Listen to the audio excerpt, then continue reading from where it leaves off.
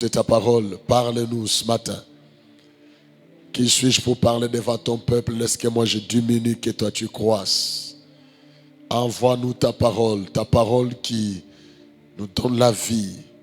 Seigneur, bénis ces instants par ton esprit. Au nom de Jésus, nous avons ainsi prié, nous disons Amen. Nous rendons grâce à Dieu pour ce dimanche matin. Nous continuons avec notre enseignement sur la marche dans la puissance de Dieu. La marche dans la puissance de Dieu. Pour marcher dans la puissance de Dieu, il faut la présence de Dieu. Le thème annuel, c'est la marche de la puissance de Dieu. Et ton Dieu ordonne que tu sois puissant. Dans ce texte, Moïse dit à Dieu, Seigneur, ne nous laisse pas. Nous ne voulons pas partir sans toi. Si toi-même, tu ne marches pas avec nous, ne nous laisse pas aller. Nous voulons que toi-même, tu marches avec nous. Moïse avait compris l'importance de la présence de Dieu. Il ne voulait pas aller seul. Il voulait être accompagné par Dieu. Dieu a dit à Moïse, Moïse, je vais t'envoyer un ange. Moïse refuse l'ange. Il dit, Seigneur, nous ne voulons pas un ange. Nous voulons que toi-même, tu marches avec nous. Nous voulons ta présence. Bien-aimé dans le Seigneur, s'il y a une chose que toi, tu dois désirer tous les jours de ta vie, c'est la présence de Dieu. Ça doit être la prière, ta prière de tous les jours, la présence de Dieu. Et le deuxième texte, c'est David.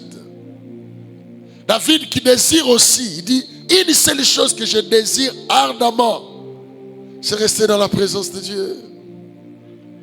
Seigneur, ne me refuse pas, je veux ta présence. Je veux ta présence tous les jours de ma vie. Je voudrais rester dans ta présence. Aujourd'hui, les gens peuvent courir à gauche, à droite, en train de chercher des choses, mais oubliant l'essentiel. Il y en a qui peuvent travailler à l'église, faire beaucoup de choses, mais oublier l'essentiel. C'est bien de servir. Nous avons un exemple dans la Bible où nous voyons deux femmes dans la présence de Jésus. Les deux femmes étaient dans la présence de Jésus, mais elles étaient différentes. Chacun avait une préoccupation. Il s'agit de Marthe et Marie. Marthe se préoccupe de beaucoup de choses. Il veut préparer pour Jésus. Il veut arranger des choses pour Jésus. Il veut servir Jésus. Parce que Jésus était là, c'était l'invité. C'est tout à fait normal lorsque vous recevez quelqu'un chez vous. Vous devez apprêter des choses pour lui. Il doit manger, il doit être à l'aise. Jésus arrive. Marthe se précipite. Il touche ceci, il touche cela. Il est en train de faire beaucoup de choses. Jésus-Christ se regarde, m'a dit, Marthe, Marthe, tu t'occupes de beaucoup de choses. Marie était au pied de Jésus. Il était assise, en train d'écouter Jésus en train de parler. Dans l'église, nous avons des gens qui se préoccupent de faire beaucoup de choses, sauf ce qui est essentiel. Tu peux travailler pour Jésus, mais ne pas être avec Jésus. Tu peux travailler pour Dieu, mais ne pas être avec Dieu. Tu peux chanter à la chorale, mais ne pas être avec Dieu. Tu travailles pour Dieu sans Dieu, ça ne sert à rien. Je me rappelle à l'époque, j'ai chanté à la chorale. Je suis choriste. J'ai chanté à la chorale. Mais on venait seulement pour chanter. Lorsque c'est chanter, on est là, on chante. Dès qu'on termine de chanter, vous savez, des chorales, les églises là, des chorales, on chante une chorale vocale. J'ai chanté quelle fois? Quand tu regardes là, effectivement la voix basse. Base.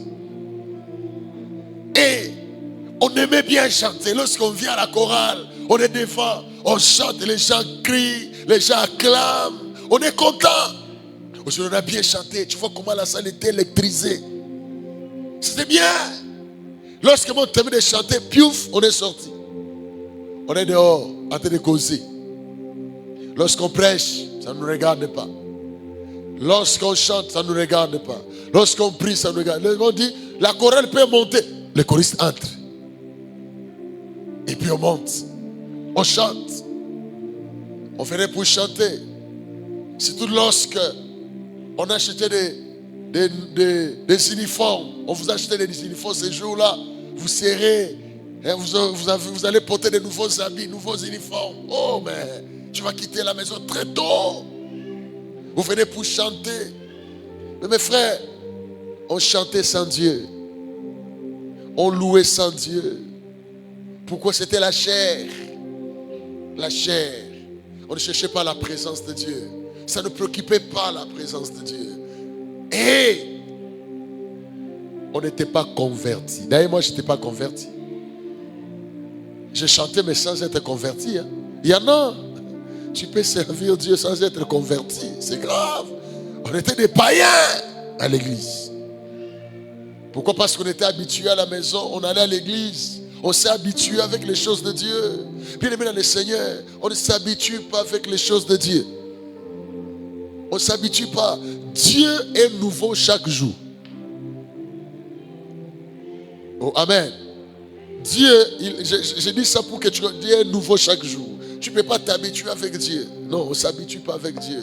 On cherche Dieu tous les jours. Marie s'est préoccupée de beaucoup de choses. Mais Marthe était assise là, dans la présence de Jésus. Dans la présence de Jésus. La présence de Dieu dont je parle, c'est la présence tangible. Dieu est manifeste. Pas de théorie. Tu parles de la présence de Dieu. Mais si je parle de la présence manifeste, où Dieu est présent dans ta vie, tu sens Dieu et tu vois Dieu. Lorsque Dieu est présent, il y a des signes de sa présence. Il y a les signes de Dieu, les signes de sa présence. Je veux que tu désires voir Dieu dans ta vie. Pas un Dieu de l'histoire où Dieu, tu parles de Dieu de la Bible. Tu parles seulement, mais tu n'es pas convaincu. Tu n'as jamais vu, tu n'as jamais entendu, tu n'as jamais écouté. Bien-aimé, c'est important de chercher la présence manifeste de Dieu. Il y a les signes de la présence de Dieu dans ma vie. La présence tangible. Il y a des signes de la présence de Dieu. Dans l'église, les signes de sa présence. Pas seulement croire par la foi que Dieu est là. Oui, par la foi. Mais il y a des choses qui démontrent la présence de Dieu. C'est pour cela que j'aimerais que chacun de nous désire voir Dieu. Désire Dieu dans sa vie. Que Dieu ne soit pas théorique, qu'il soit pratique, qu'il soit vraiment pratique. Vous savez que c'est important dans la vie chrétienne. Lorsque tu as vu la main de Dieu, tu es convaincu de la présence de Dieu, personne ne peut te ravir. Personne ne peut te faire quitter la maison de Dieu. Personne ne peut te dire des choses. Parce que tu es convaincu. Quelqu'un peut venir te raconter des histoires. Il te dit, mon cher, là-bas Dieu n'est pas là. Mais tu ne vas pas bouger de ce. Tu sais que tu peux parler comment, mais moi je sais que Dieu est là. Et c'est important, très important. Et pourquoi vous savez? Parce que dans la vie chrétienne, il arrive un moment où tu peux commencer à douter. Est-ce que j'ai emprunté la bonne voie? Est-ce que j'ai pris vraiment un Dieu? Est-ce que c'est vrai? Ça arrive. Ça va vous arriver. Mais les gens qui va te convaincre, oh, Même ça peut m'arriver, mais je sais. Vous savez, lorsque quelqu'un est malade, il est parti à l'hôpital. On a tout fait, on a prié pour lui. Cette personne a été guérie. Tu peux parler comment? Tu peux dire tout ce que tu peux dire. Il va te dire, bon, c'est bien tout ce que tu dis, mais c'est que moi je sais et que j'étais malade, mais j'ai été guéri. Vous voyez l'aveugle né, lorsque cet homme a rencontré Jésus, Jésus a prié pour lui, il a commencé à voir. Il était en présence des pharisiens. Les gens qui étaient contre Jésus, les scribes et autres, commençaient à parler. Lui, il a regardé, mais cet homme dont vous parlez là, vous pouvez dire tout ce que vous pouvez dire, mais c'est que moi je sais que j'étais aveugle et maintenant je vois. Donc, tu ne peux pas les convaincre, tu ne peux pas dire autre chose. C'est pour cela, mes frères, la vie chrétienne, ce n'est pas une vie chrétienne théorique où on parle des choses seulement comme ça. Dieu est réel. Je vais dire à quelqu'un que Dieu, il est réel. Il est plus que réel que toi qui existes. Il est plus que réel. Et c'est pour cela que je dis toujours, mes frères, il faut te rendre compte de ça.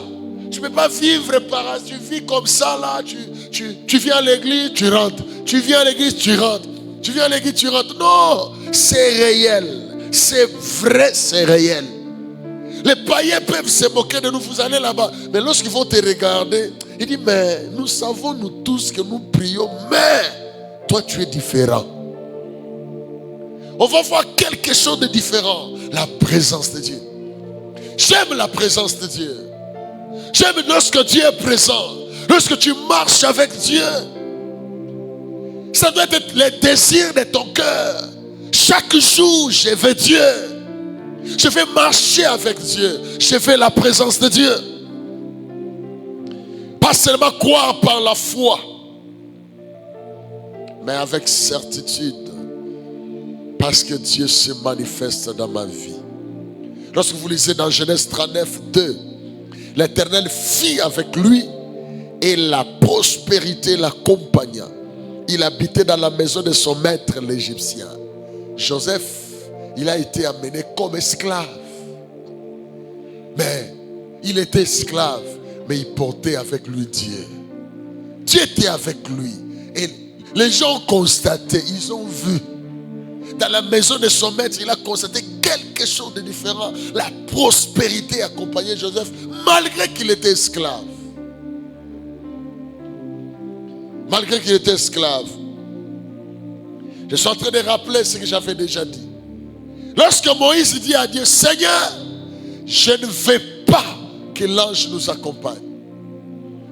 Je disais la fois passée qu'aujourd'hui, il y a beaucoup d'enseignements autour des anges. On veut faire croire aux gens que les anges sont plus importants que Dieu. Les anges sont là. Les anges sont là. Les anges sont les serviteurs. Les anges sont à notre service. Mais qui dépendent de Dieu. C'est-à-dire qu'il les envoie. Dieu peut les envoyer. Mais nous n'avons pas l'autorité sur les anges. Tu ne peux pas être là en train d'appeler un ange. Si tu vois un tel enseignement, c'est un enseignement démoniaque. Toi, tu ne peux pas appeler un ange. Tu ne peux pas prier un ange. On ne peut pas prier un ange. Moïse disait, je ne fais pas un ange. Pourquoi? Parce que lorsque tu es avec Dieu, tu es avec Dieu partout et à tout moment. Mais l'ange ne sera pas partout à tout moment. Et puis tu ne peux pas prier un ange, tu ne peux pas l'appeler. Mais Dieu, tu peux prier à tout moment, partout, à n'importe quel moment, tu peux prier. Tu peux demander à Dieu. Tu peux parler à Dieu parce qu'il est ton Père. Il est avec toi partout. Moïse savait que je préfère Dieu que l'ange. Si Dieu est avec toi, il est avec toi à tout moment. Les jours, la nuit, même pendant que tu dors, il est là. Voilà pourquoi il faut désirer Dieu. Sois avec Dieu. Partout où tu seras. Tu seras en train de dormir dans la paix. Oh non, il y a des sorciers ici. Non, tu vas dormir dans la paix. Un pasteur nous raconte son histoire. Il était venu dans un village. Il a prêché tellement l'évangile. Il y avait beaucoup de manifestations.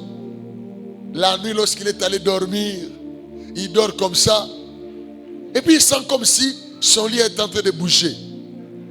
Il ouvre les yeux comme ça. Il voit son lit est dans l'espace. Et puis le lit est en train de bouger comme ça. Donc c'est vrai qu'il y avait des petits démons qui l'ont soulevé avec le lit en train de faire bouger. Maintenant lui il est conscient que Dieu est avec lui. Il a regardé et puis il a dit ceci. Il dit ok, continuez à bercer les princes. Bercez les princes. Et puis les démons sont partis, ils l'ont laissé. Qui est maintenant le Seigneur? Tu es comme tu es là, tu es un prince. Dieu va envoyer tes anges, ils vont te porter. Mais sois avec lui. Il sera avec toi partout et à tout moment. Deuxièmement, s'il est avec toi, personne ne sera contre toi. Si Dieu est avec toi, personne ne sera contre toi. Moïse savait que si Dieu est avec nous dans le désert, il y a beaucoup d'ennemis. Et Dieu nous envoie pour aller récupérer les pays où il y a des gens. Même s'il y a beaucoup d'ennemis, personne ne sera contre nous. La Bible dit dans Romains, chapitre 8, 31. Que dirons-nous donc à l'égard de ces choses? Si Dieu est pour nous, qui sera contre nous? Qui? Si Dieu est avec toi, qui sera contre toi? Même les sorciers, les plus grands sorciers, ils ne pourront rien te faire. Les gens peuvent s'élever contre toi, ils ne feront absolument rien. Recherche la présence de Dieu. Tu n'as pas besoin d'aller toucher aux fétiches. Tu n'as pas besoin d'aller toucher à l'occultisme. Tu n'as pas besoin de cérémonies. Non, tu as besoin de Dieu. Tu as besoin de Dieu, rien que Dieu. Tu n'as pas besoin d'ajout. Tu n'as pas besoin d'ajouter. On ne sait jamais. On te donne un petit fil lié à la hanche pour ta protection. Tu n'as pas besoin de ça. Tu n'as pas besoin de ça. Tu as besoin de Dieu qui veille le jour et la nuit, qui voit les intentions des gens. Lorsque la Bible dit, lorsqu'on formera des complots, cela ne viendra pas de moi. Donc lorsque les gens se mettent ensemble, en train de fomenter un complot, Dieu quitte là, il vient chez toi. Donc, ils vont déjà échouer. C'est pour cela, mon frère, ma soeur, recherche plus être avec Dieu. Ne recherche pas plus la protection des hommes. Les hommes peuvent t'oublier, t'ignorer. La protection des hommes est éphémère. Une fois, une maison est en train de brûler à Kin. On appelle les sapeurs-pompiers. Les camions des sapeurs-pompiers viennent pour éteindre les feux. Lorsque les camions arrivent, en train de faire les manœuvres, les deux pneus sont entrés dans un trou. On commence à chercher à faire sortir les camions qui viennent pour secourir. C'est un problème et le temps passe. La maison est en train de brûler. C'est là où j'ai compris que la seule personne qui sera jamais en retard dans ta vie, c'est Dieu. Les hommes, ils peuvent être en retard, coincés dans l'embouteillage. Une fois, une sœur m'appelle, c'est une de mes cousines. Elle avait un enfant à l'hôpital. Elle m'appelait pour prier, j'ai commencé à prier. Et puis elle me dit, pasteur, il faut que tu viennes. Mes frères, je suis sorti pour aller prier pour cette sœur. J'ai pris un taxi pour aller prier pour son enfant. Pendant que je suis dans la quille, je trouve un embouteillage monstre. Je descends. Je prends une moto. Lorsque je prends une moto, j'arrive à un endroit, même la moto ne peut pas passer. Un embouteillage terrible. Même il n'y avait pas une place pour passer. J'étais là coincé. Elle m'appelait. J'ai dit, mais J'ai fait comment? J'ai commencé à prier. On a fait là à peu près 30 minutes. J'ai tout fait. Je suis sorti, commencé à marcher, à courir à pied. J'ai couru jusqu'à un autre endroit. J'ai pris encore une moto. Je suis arrivé en retard. L'enfant est décédé. L'enfant est décédé. Je suis entré jusqu'à la morgue. Elle pleurait son enfant. Je suis entré à la morgue. J'ai trouvé l'enfant étalé. J'ai prié. J'ai prié. J'ai prié. J'ai prié. J'ai prié. Je suis resté là. Je me disais que je continue ou que je m'arrête. J'ai prié, mais vous voyez, tu peux appeler le pasteur peut venir en retard. Mais là où tu es, Dieu est là. Fais appel à Dieu. Il ne sera jamais en retard. Voilà pourquoi il faut rechercher la présence de Dieu. Recherche la présence de Dieu. Notre pasteur nous avait raconté une histoire. Pasteur Kali nous avait raconté une histoire. Il dit une dame appelle le pasteur. Pasteur, mon enfant veut mourir. Mon enfant. Pasteur dit, maman, je suis loin. Le temps que je sors, je prends un taxi. Arrivé jusque là où tu es, je serai en retard. Prie. Non, pasteur, il faut seulement que tu viennes. Pasteur dit, maman, prie. Pasteur a coupé le téléphone. La maman a prié pour l'enfant. Quelques minutes après, la maman appelle le pasteur. Pasteur, ça a marché. Le pasteur dit, maman, ça marche toujours. Dieu est avec toi. Lorsque tu es avec toi, lorsque Dieu est avec toi, ça marche toujours. Dis à ton voisin, lorsque Dieu est avec toi, ça marche toujours. Ça marche toujours. Recherche Dieu.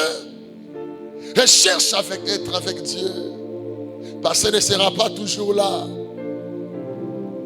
Tu peux appeler quelqu'un pour prier pour toi. Il se réveille comme ça, il a sommeil. Il dort sans prier. Tu dis non, il est en train de prier pour toi. Il dort, il ne prie pas, il dort. Mais le Seigneur, il ne dort ni ne sommeille. Troisièmement, Moïse savait que si Dieu est avec eux, il va les distinguer des autres. Seigneur, nous voulons que tu marches avec nous. Si tu es là, tu vas nous distinguer des autres peuples. Bien-aimé, sois avec Dieu. Dieu va te distinguer. Il va te mettre à part. Là où tout le monde souffre, tu peux être là où il y a la souffrance, mais pour toi, ça sera différent. Il y aura une différence. Le Seigneur va te distinguer. Le Seigneur va te mettre à part. Il y aura une marque de distinction. Que ce soit à l'université, que ce soit à l'école, que ce soit au marché, que ce soit dans les quartiers, il y aura quelque chose de différent sur toi. Le Seigneur va faire en sorte que ça soit différent. Ce sera différent, mes frères.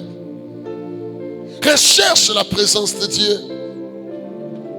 Quatrièmement, si Dieu est avec vous, vous trouverez grâce et faveur aux yeux des hommes. Si Dieu est avec toi, tu vas trouver grâce aux yeux de Dieu, aux yeux des hommes. La faveur,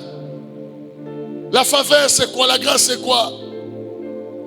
Tu auras des choses que tu ne mérites pas. Tu ne mérites pas. Tu ne mérites pas cela, mais tu les auras.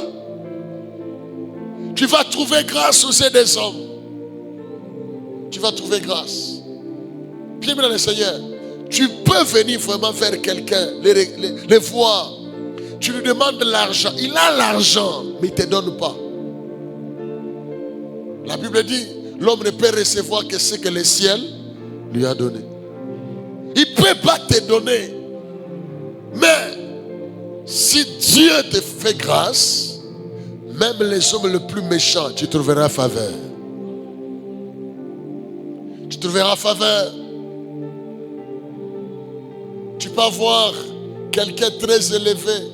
Tu espères qu'il va te donner du travail. Il peut être incapable de le faire. Mais le Seigneur peut faire en sorte que tu trouves grâce. J'ai parlé des enfants d'Israël qui ont trouvé grâce. Aux Égyptiens, on les avait donné de l'or, de l'argent, beaucoup de choses.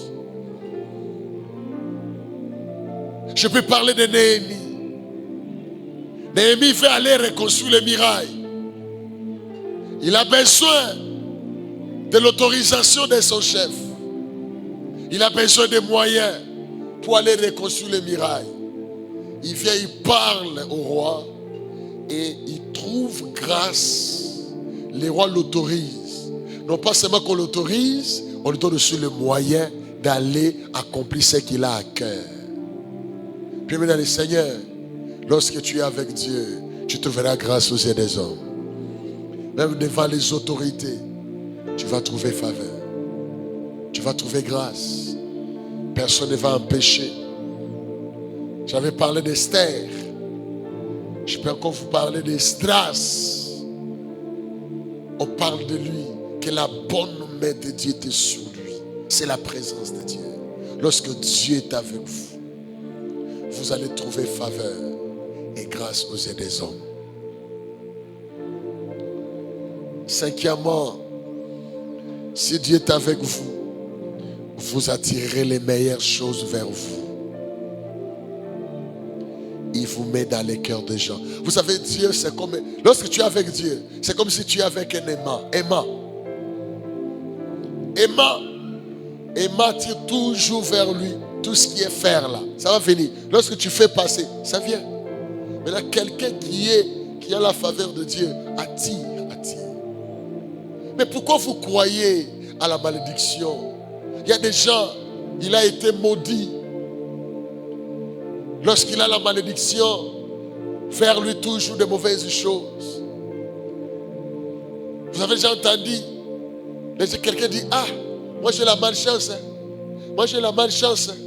J'ai la malchance. Partout j'arrive, les gens ne marchent pas. Il a la malchance. Oui, il y a des gens qui ont la malchance. Il y a des gens qui ont la malchance. Il y a aussi des gens qui ont la chance. C'est ça le langage des hommes. Mais nous ne parlons pas de la chance. C'est la grâce de Dieu. C'est la faveur de Dieu. C'est la présence de Dieu. Vous allez attirer vers vous des meilleures choses. Vous allez attirer vers vous des meilleures personnes. La présence de Dieu. Voilà pourquoi, bien aimé dans le Seigneur, c'est une chose qu'il faut rechercher, c'est la présence de Dieu. Recherche. Comment attirer la présence de Dieu? C'est là où nous étions arrêtés le dimanche passé. Comment attirer la présence de Dieu? Avant de dire comment, j'ai dit des choses qu'il faut éviter, des choses qui chassent Dieu. Tu peux prier et puis après, tu chasses Dieu. Tu pries, tu gênes même. Je me posais toujours des questions. Vous voyez, beaucoup de chrétiens au Congo, les gens prient beaucoup. Ils prient beaucoup, mais il y a peu d'effets concrets. Les gens vont dans des retraites, 40 jours, 50 jours. Les gens vont à la montagne aller prier. Ils vont à la montagne chaque samedi pour aller chercher Dieu. Ils commencent à la prier de 8h jusqu'à 20h. Ils prient tous les jours, de minuit jusqu'à 6h. Ils gênent, mais il n'y a pas d'effets. Qu'est-ce qui fait ça? Pourquoi? Est-ce que Dieu n'agit pas? Non, mes frères. Dieu est réel, il est vivant. Dieu, il est réel, il est vivant. Lorsqu'on les cherche, on les trouve. La Bible dit, Dieu se laisse trouver par ceux qui les cherchent. Ceux qui les cherchent de tout leur cœur. Nous cherchons Dieu, nous ne le trouvons pas. Pourquoi? Pourquoi? Il y a des choses qui chassent Dieu. Il ne suffit pas seulement de prier, il ne suffit pas seulement de jeûner, mais il y a des choses qui attirent Dieu. Il y a des choses qui attirent Dieu. Même si tu n'as pas jeûné, mais ça attire Dieu. Parmi les choses qui attirent Dieu, c'est la sainteté. Ah, je sais que tu n'allais pas dire Amen. La sainteté. Tu es bien gêné, c'est bon. Est-ce que tu marches dans la sainteté? Est-ce que tu marches dans la sainteté? Dans la crainte de Dieu? Dans l'obéissance à la parole de Dieu? Nous chassons Dieu dans nos maisons. Nous chassons Dieu dans nos vies. Il y a des choses qu'il faut éviter. Hier, le dimanche passé, j'ai parlé de des choses. Il y a la calomnie et la médisance. C'est parmi les choses qui chassent Dieu. Bien aimé, tu peux gêner, tu peux prier, tu peux servir Dieu. Je te rassure que Dieu ne sera pas dans ce que tu fais. Là, tu peux être ici. Dieu n'est pas là. Dieu n'est pas là. Là où vous êtes assis, en train de parler des autres, en train de critiquer, en train de vilipender, Dieu n'est pas là. Dieu vous laisse. Alors que tu viens de gêner, tu viens de prier, tu laisses, tu dis Amen. Tu viens ici, tu commences à parler, tu commences à détruire les autres. Dieu n'est pas là, il est parti. Tu vas regarder ta vie, rien ne marche. Mais tu ne peux pas combattre le diable avec ses armes. Tu ne peux pas combattre le diable avec ses armes. Non, ça ne marchera pas. Tu ouvres grandement les portes. Respecte la parole de Dieu. Lorsque tu vois quelque chose, ne parle pas à quelqu'un d'autre. Va voir les concernés. Parle avec lui. Là, tu attires la faveur de Dieu. Mais lorsque tu laisses les concernés, même si tu as raison, même ce que tu as vu est réel. Non, non, tu n'as pas le droit de le faire. C'est ce qu'on appelle la calomnie. La calomnie, c'est une vérité. C'est quelque chose qui s'est fait. Tu as vu une sœur en route avec un garçon. Ils se sont tenus main dans la main. Tu as vu. C'est vrai ce que tu as vu. Maintenant, c'est là où tu as péché, c'est que tu n'es pas allé les voir. Tu es allé parler aux autres. Voilà. Oh, je suis choriste. Regarde. Là, tu as péché. Dieu n'est pas là. Dieu n'est pas là. La calomnie, la médisance. La médisance, c'est la fausseté. Là, tu veux nuire à quelqu'un. Tu racontes le mensonge sur la vie de quelqu'un. Peut-être tu t'es imaginé et puis tu as pris ça comme une vérité et puis tu racontes aux autres. Bien-aimé dans le Seigneur, prends la raison dans ton cœur, dans ta vie, de ne jamais parler des autres à mal. Ne fais pas ta maison un chantier où les gens viennent pour détruire les autres. Tu ouvres la porte aux malédictions pour rien. Lorsque quelqu'un vient te voir, priez d'abord. Comment toi tu es chrétien? Un frère vient chez toi, vous ne priez pas. Vous commencez, pam, pam, pam, pam, pam, pam. Et puis depuis que vous avez commencé à parler, lorsque vous avez terminé, et après, prenez au moins du temps de prier. J'ai parlé aux frères, aux responsables hier, j'ai dit, la Bible dit que toi qui, vous voyez, lorsque quelqu'un a péché, la tendance c'est quoi? La tendance c'est que toi tu te vois saint. Peut-être ce qu'il a fait, toi tu n'as jamais fait. La Bible dit ceci, toi qui penses être debout, lorsque tu vois quelqu'un qui a péché, fais quoi? Fais attention. Pourquoi? Parce que lui il a volé. Toi tu ne voles pas. Toi tu ne voles pas. Peut-être toi c'est mentir. Maintenant toi tu condamnes les vols. Mais pour toi tu es un grand menteur. Lui il ne ment pas. Mais toi c'est l'impudicité. Personne ne voit. Tu fais comme tu es tellement intelligent. Tu sais bien garder. Vous savez, il y a des gens qui savent tricher à l'université ou à l'école. Vous savez ça? Donc, tu peux être prof assis devant lui. Il triche, mais tu ne le vois pas. Vous avez déjà vu ça? Il triche en présence du prof. Le prof ne voit pas. Il y en a des autres, tu lui donnes les papiers. Le prof est là-bas derrière. On va l'attraper. Il n'est pas habitué, il va trembler, on va l'attraper. Il y a des gens comme ça. Spécialiste, il peut faire un péché, il sait bien masquer. Personne ne le voit. Il va porter la veste, il vient à l'église, alléluia, amen. Mais lorsqu'il commence à critiquer les autres, lui il laisse ça. Mais, fais attention. Lorsque tu exposes les autres, Dieu va t'exposer aussi. Parce que toi, pour toi c'est caché, personne ne voit. C'est pour ça que la Bible dit, fais attention. Lorsque tu fais, il faut te regarder. Il faut te regarder. Est-ce que moi, je suis propre? Est-ce que moi, je suis parfait? Est-ce que moi, je suis saint? Ce que je condamne là, c'est vrai que lui, est-ce que moi, peut-être pour moi c'est grave.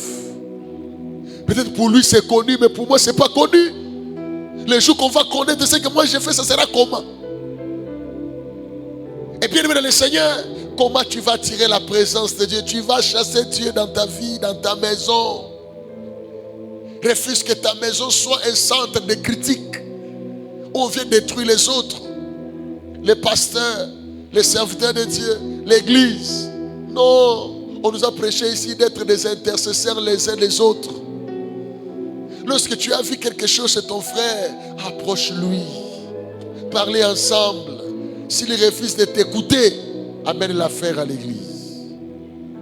Parlez d'abord. Et tout cela, on le fait avec amour. J'ai déjà entendu les gens dire, pasteur, moi je dis toujours la vérité. Hein. Moi, je ne suis pas comme les autres. Moi, papa, j'ai dit 4 vérités. Je lui dis, c'est bien de dire la vérité, mais il faut ajouter une autre chose, c'est que quand tu dis la vérité là, cette vérité doit être accompagnée de l'amour. C'est ça la différence. Vous allez voir certaines personnes, ils ont des problèmes au travail avec des gens. Oh, j'ai des combats. Ce ne sont pas des combats. Tu ne sais pas parler. Tu ne sais pas parler à quelqu'un. C'est ton chef. Tu lui parles comment? Dieu ne va pas entrer dans tes combats là. Tu vas prier, Dieu ne sera pas là. Il faut parler avec amour. C'est ton frère, il faut lui parler avec amour. Quelqu'un peut dire amen? Oh, amen, amen. Donc lorsque quelqu'un a un problème, lorsque tu as vu quelque chose devant pour quelqu'un, bien aimé, aie le courage d'aller les voir. Ces jours ici, je suis en train de prier pour cela beaucoup. Nous allons détruire ça. Nous allons empêcher cela. Quelqu'un peut dire amen? Maintenant, regarde ton voisin, dis-lui. Si tu as quelque chose contre moi, il faut me dire. Il faut le dire, dis-lui. S'il n'a pas parlé, il est suspect. Hein?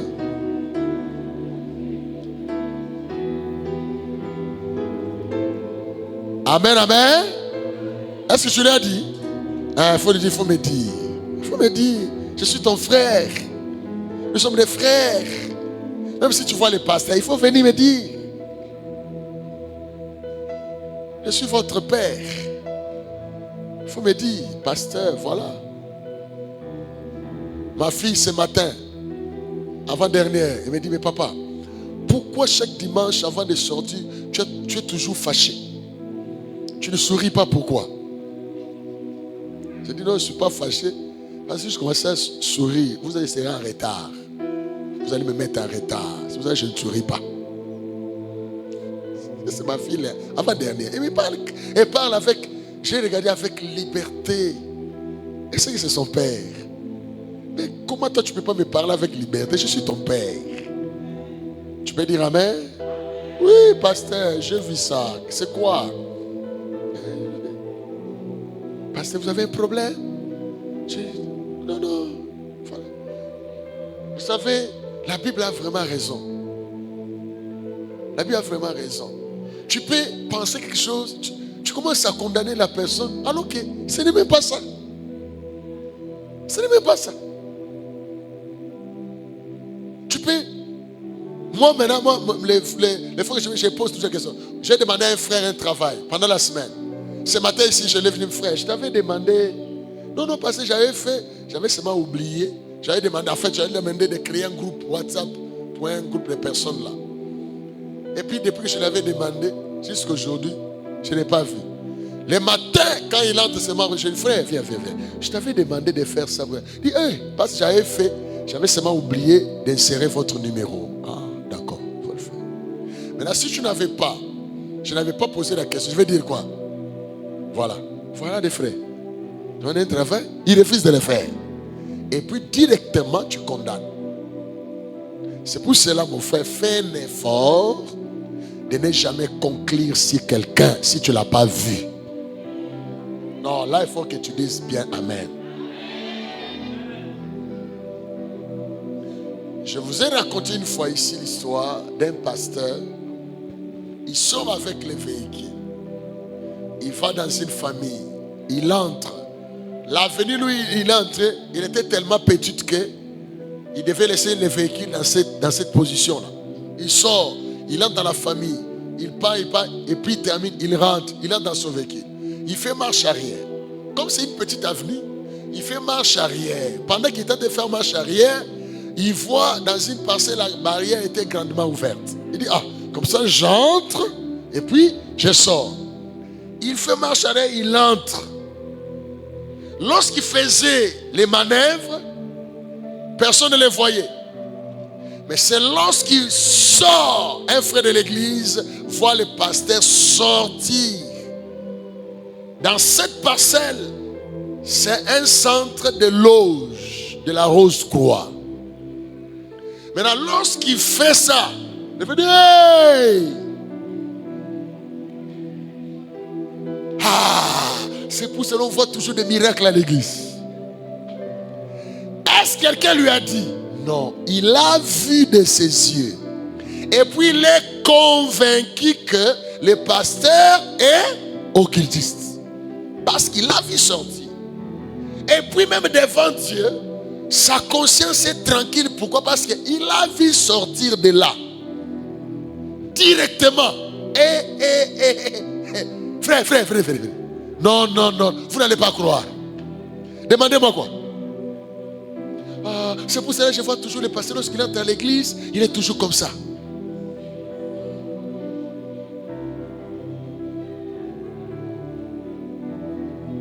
Je comprends. Il commence à expliquer les gens. J'ai vu de mes propres yeux les pasteurs sortir de là. Donc, notre pasteur, c'est un occultiste. Il commence à raconter aux gens que le pasteur est occultiste. Pour lui, il a raison. En tout cas, il est convaincu.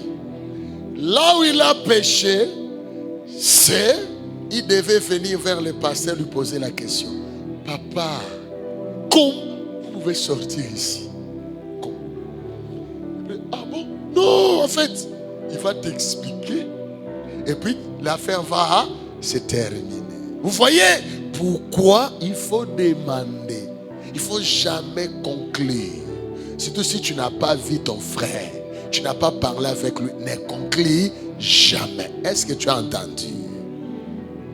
Maintenant, lorsque tu vois maintenant quelqu'un venir vers toi, te parler de quelqu'un d'autre, voici la technique.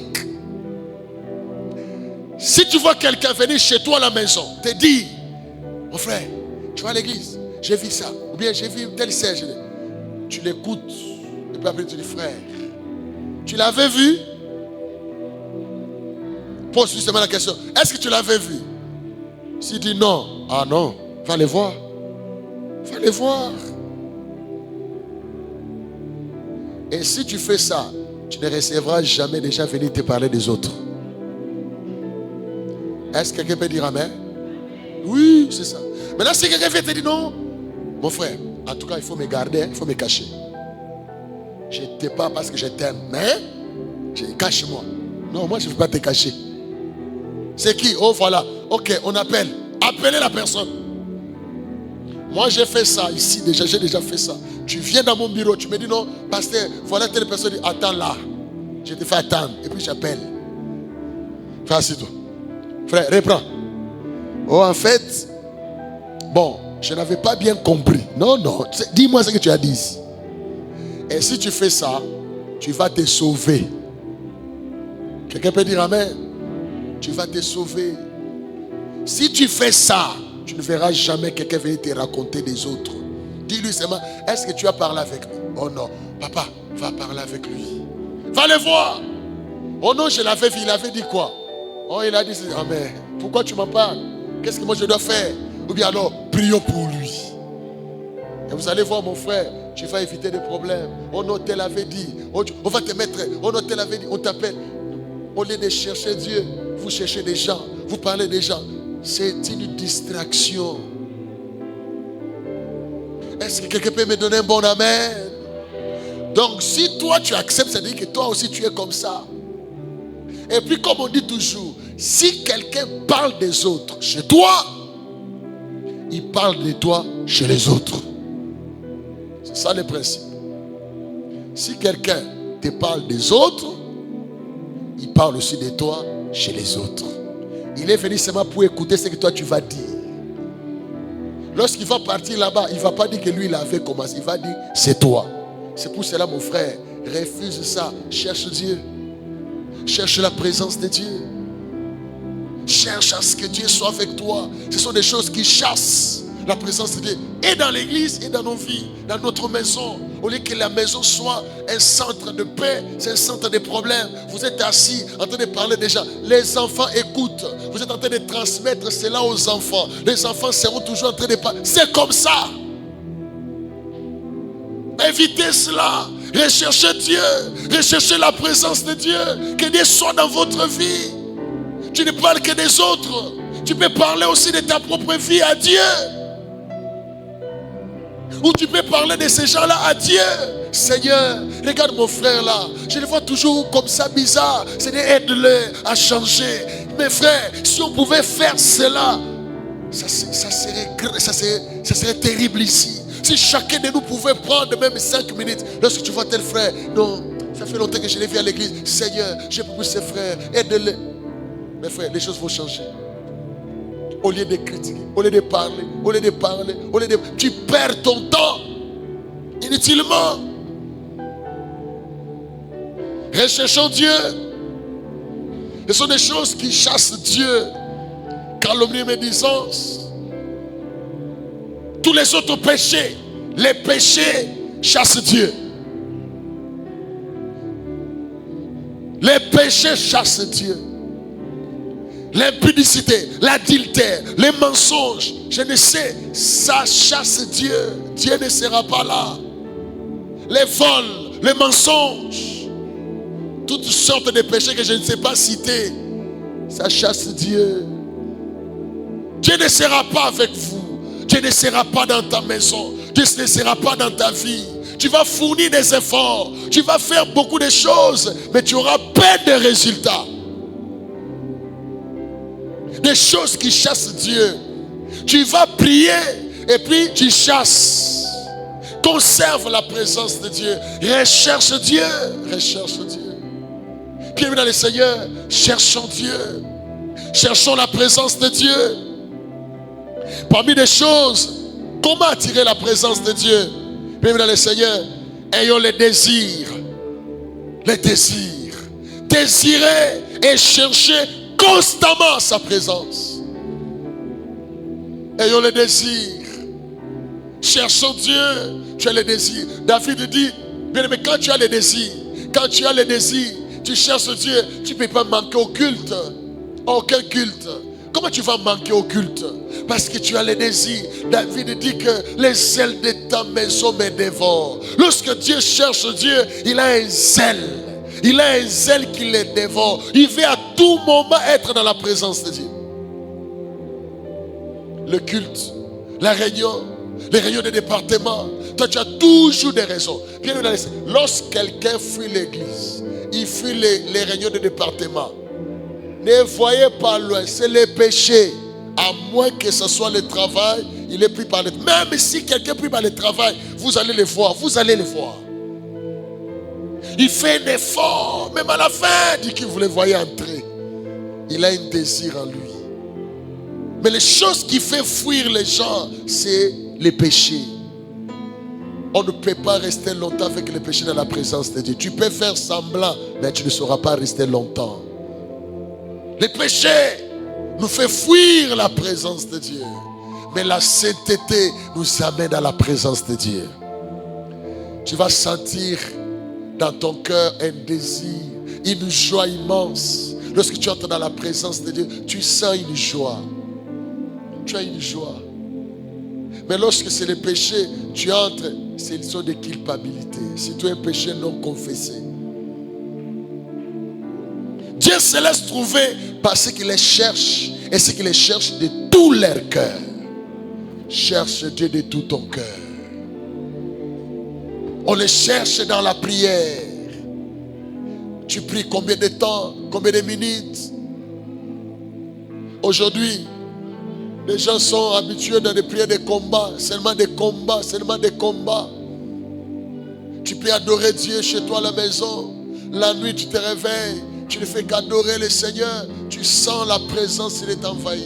Tu sens la présence de Dieu. Tu sois une joie immense montée dans ton cœur. Tu sois une paix. Même si tu as des besoins, même si tu as des choses qui te manquent, lorsque tu es dans la présence de Dieu, la première des choses que Dieu fait, il remplit ton cœur de la paix. Tu as une paix. Malgré les besoins, il y a une paix.